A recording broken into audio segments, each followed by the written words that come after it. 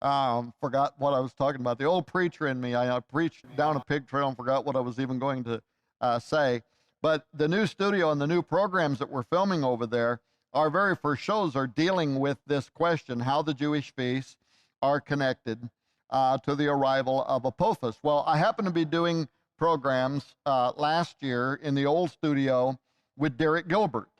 And while we were talking about Apophis and the wormwood prophecy, I made the case that if Apophis is the fulfillment of the wormwood prophecy, Revelation chapter 8, that would happen in the middle of the Great Tribulation period. And then I made this point. I said, so if you are, and most evangelical Christians, whether they know it or not, are dispensationalists who believe in a 7-year tribulation period, if that's what you believe, and if Apophis is wormwood, then with that being in the middle of the tribulation period, you would count backward 3.5 years to arrive at the beginning of what is called the 7-year Great Tribulation period. Well, while I was saying that, Derek and Sharon, who were interviewing me, Derek is sitting across and he's got his iPad or whatever it is he's using, his MacBook, and he had opened a Jewish calendar, a Hebrew calendar,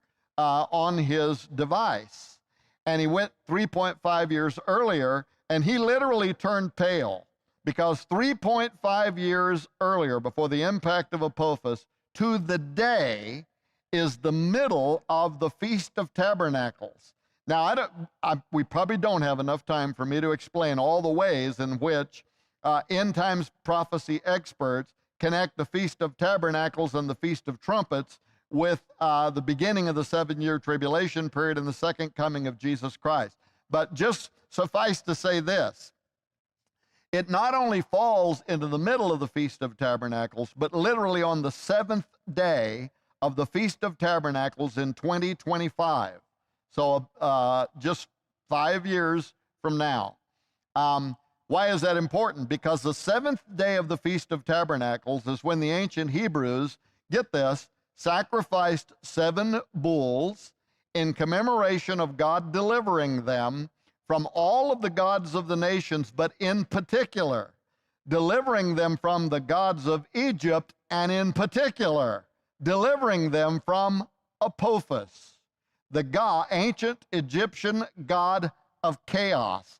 Literally, that day in antiquity is 3.5 years to the day from when Apophis is going to strike the earth, is when the Hebrews will be celebrating how God in antiquity delivered them from Apophis. So is God going to deliver his own people 3.5 years earlier? 10 days before that is the Feast of Trumpets, which is also connected to the second coming of Christ. Why?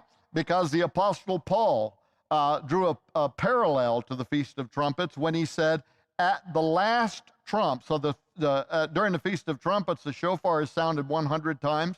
Paul says, at the last trump, the dead in Christ shall rise. Then we which are alive and remain shall be caught up together with them in the clouds to meet the Lord in the air. But get this, in 2025, 120 days before that is the Feast of Pentecost. And in biblical numerology, the number 120 is the number of the end of mankind.